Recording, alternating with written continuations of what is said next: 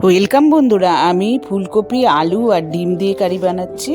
আপনারা স্কিপ না করে দেখতে থাকুন। কিভাবে বানাচ্ছি দেখুন। বয়েল করে নিয়েছি, আমি ফুলকপি বয়েল করে নিয়েছি লবণ দিয়ে, আর ডিম আর আলুটাও বয়েল করে নিয়েছি। আর এখানে কড়াইয়ে আমি সর্ষের তেল দিয়েছি। সর্ষের তেল দিয়ে ডিম আর আলুতে আমি নুন হলুদ মাখিয়ে রেখেছি, ওটা আমি ভেজে তুলব। আলু আর ডিমটা ভাজছি, লাল লাল করে ভাজা হলে উঠিয়ে নেব। আপনারা দেখতে থাকুন আমি কীভাবে বানাচ্ছি, এবং অবশ্যই আপনারা ঘরে এভাবে তৈরি করে আমাকে কমেন্টে লিখে জানাবেন। এটা খুবই টেস্টি হয় খেতে, এভাবে করে দেখবেন। এবারে দুটো তেজপাতা গোটা জিরে দিলাম তেলের মধ্যে। এবার দিয়ে আমি ভাজা ডিমগুলো আমি তুলে নিলাম। এরপরে আমি দুটো পেঁয়াজ ছোট করে কেটে রেখেছিলাম দিয়ে দিয়েছি। পেঁয়াজ দুটো দিয়ে আমি নেড়ে চেড়ে লাল লাল করে ভাজছি। ভেজে এরপরে আমি পেঁয়াজ যতটা ছিল দুটো পেঁয়াজ আমি কেটে দিয়ে দিলাম, আর কাঁচা লঙ্কা দিলাম। দিয়ে এখানে আদা রসুন পেস্ট, প্যাকেটের আদা রসুন পেস্ট আমি দিয়ে দিচ্ছি। দিয়ে আমি সব ভালো করে ভাজা ভাজা মতো করছি। পেঁয়াজ, আদা রসুন পেস্ট, কাঁচা লঙ্কা, এরপরে একটা টমেটো দিয়ে দিলাম। দিয়ে সব আমি ভালো করে ভাজছি। অবশ্যই আপনারা এভাবে করবেন।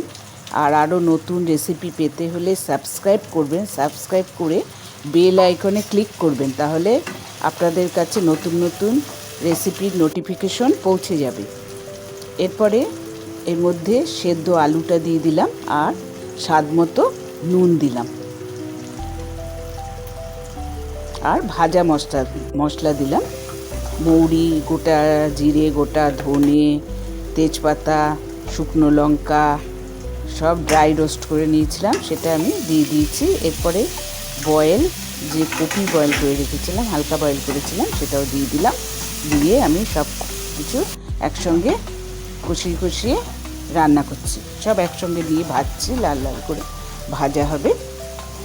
লাল লাল করে ভেজে আমি এর মধ্যে জল দিয়ে দেবো। সুন্দর করে ভাজবো আগে। দেখুন আমি কি সুন্দর ভাজছি, লাল লাল করে ভাজছি।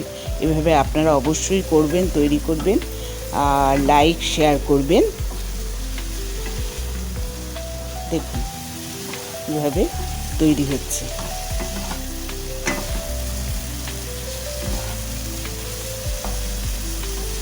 প্রথম থেকে শেষ পর্যন্ত দেখতে থাকুন। এরপরে এর মধ্যে আমি জল দিয়ে দেবো।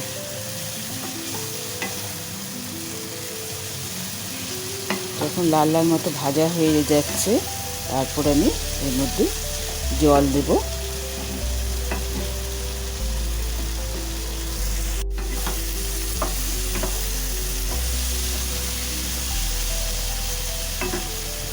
এভাবে আপনারা ঘরে তৈরি করে খেয়ে দেখবেন। এই দেখুন, এবার আমি এর মধ্যে জল দিয়ে দিলাম। পরিমাণ মতো জল দিতে হবে। দিয়ে এটা ফুটে উঠলে তারপরে আমার ডিম দিতে হবে, ভাজা ডিম। এবং জলটা ফুটে যাবে, কিছুক্ষণের জন্য আমি ঢেকে রাখবো।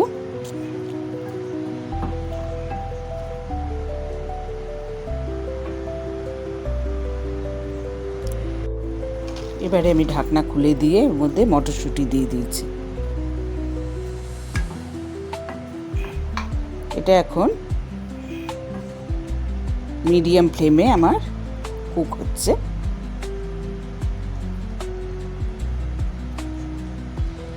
দেখুন জলটা ফুটছে, আলু কপি আমার সবই সেদ্ধ হয়ে গেছে।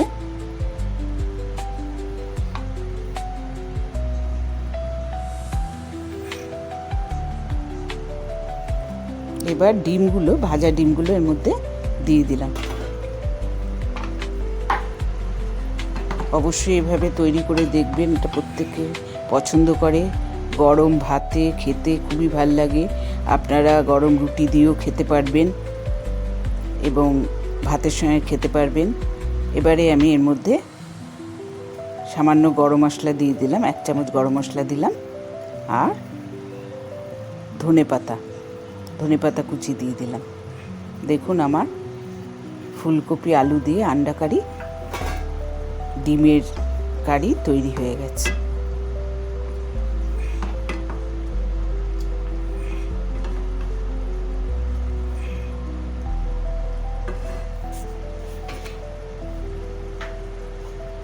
দেখুন কত সুন্দর হয়েছে। এবার আমি গরম মশলা ধনেপাতা দিয়ে কিছুক্ষণ ডেকে রেখেছিলাম, আমি গ্যাস বার্নার বন্ধ করে দিয়েছি। আমার ফুলকপি তৈরি হয়ে গেছে।